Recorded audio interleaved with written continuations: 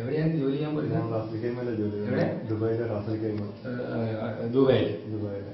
അവിടെ hotel manager. ഈ hepatitis B ആണ് എവിടെ കണ്ടുപിടിച്ചത്? ഹെപ്പറ്റൈറ്റിസ് ബി ആണ് അവിടുത്തെ മെഡിക്കൽ കഴിഞ്ഞപ്പോൾ അവർ പറഞ്ഞു ഹെപ്പറ്റൈറ്റിസ് ബി എന്ന് പറഞ്ഞു.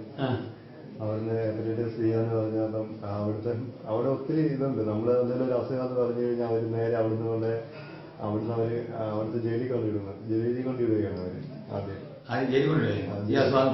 IES അല്ല, ഇപ്പൊ മെഡിക്കല് നമ്മൾ ഫെയിൽ ആയി കഴിഞ്ഞാൽ അവരുടെ ബാക്കി ഗവൺമെന്റ് നമ്മളെ കൊണ്ടുപോവുകയാണ്.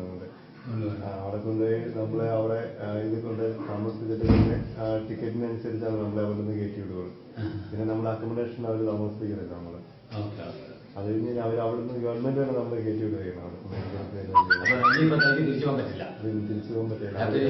ഡിക്ലെയർ അവിടെ നമ്മുടെ പാസ്പോർട്ട് ഇത് എൻട്രി ചെയ്യുന്നതാണ് പറയുന്നത്. നമ്മളിപ്പോ എൻട്രി ചെയ്യണം നമുക്ക് തിരിച്ചു പോകാൻ പറ്റില്ല, അങ്ങോട്ട് പോകാൻ പറ്റത്തില്ല. ഓക്കെ. അപ്പൊ ഞാനൊരു കാര്യം പറയാം, ഞങ്ങൾക്ക് ഈ വകുപ്പിനകത്ത് സാധനം ഇല്ല.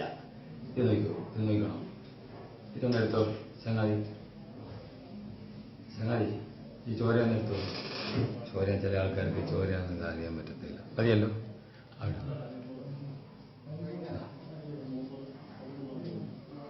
മനസ്സിലായല്ലോ, കണ്ടല്ലോ. ഒരു ശകലം ജ്വാലയിലും കൂടെ ഇത് ചോരയാണല്ലോ. ഇത് കണ്ടല്ലോ, ഈ ജ്വാല കണ്ടല്ലോ. മതിയല്ലോ.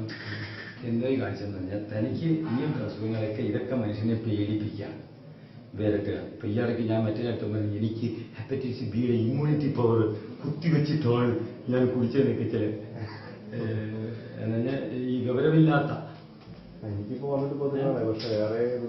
അലോപ്പതിക്കാർക്ക് ഇങ്ങനെ പഠിച്ചു പോയി. അയ്യോ നമ്മളെന്ത് ചെയ്യാൻ പറ്റുന്നത്? ഇതൊന്നും നമ്മുടെ ജാതകത്തിലുള്ളതല്ല. ഇപ്പൊ ബിക്ക് ഇനി അവൻ പറയും ഈ ബിയുടെയും ഞാൻ കുത്തിവെച്ചിട്ടുള്ളത്. അതിനാണ് നിങ്ങൾ എനിക്കെന്നെ സഹായിച്ചത്, മനസ്സിലായി? സിക്ക് ഞാൻ പ്രതിരോധ കുത്തിവെപ്പെടുത്തിട്ടുള്ളതൊക്കെ പറഞ്ഞത് ഒരു കുത്തിവെപ്പല്ല. ആർക്ക് 4 കൊല്ലത്തിന് മുമ്പ് ഞാൻ ഒരു പെണ്ണിന്റെ ബ്ലഡ് കുടിച്ചതാണ്. അങ്ങനെ ആ കൊച്ചിപ്പടി ജീവിച്ചിരിക്കുക. ഇവർ ഈ പറയുന്നത് ശാസ്ത്രമല്ല, ഇങ്ങനെ പഠിപ്പിച്ച് വെച്ചിരിക്കുക. ഈ നമ്മുടെ ശരീരത്തിൽ ഭയങ്കര പവറാണ് ഇമ്മ്യൂണിറ്റി പവർ. പ്രപഞ്ചത്തിൽ കിടക്കുന്ന ഏത് അണുക്കളെയും പ്രതിരോധിക്കാനുള്ള ശക്തി നമുക്കുണ്ട്. ഈ വൈറസ് ഉണ്ടാക്കി ഒരുപാട് വൈറസ് ഇനിയും കിടപ്പുണ്ട് ഇവിടെ ലോകത്ത്. എന്ന് വെച്ചാൽ ഇതുവരെ കണ്ടുപിടിച്ച വൈറസുകൾ മാത്രമല്ല, കോടിക്കണക്കിന് വൈറസും കോടിക്കണക്കിന് അസുഖങ്ങൾ ഇനിയും കിടപ്പുണ്ട്. കണ്ടുപിടിച്ചത് മാത്രമേ ഉള്ള രോഗം.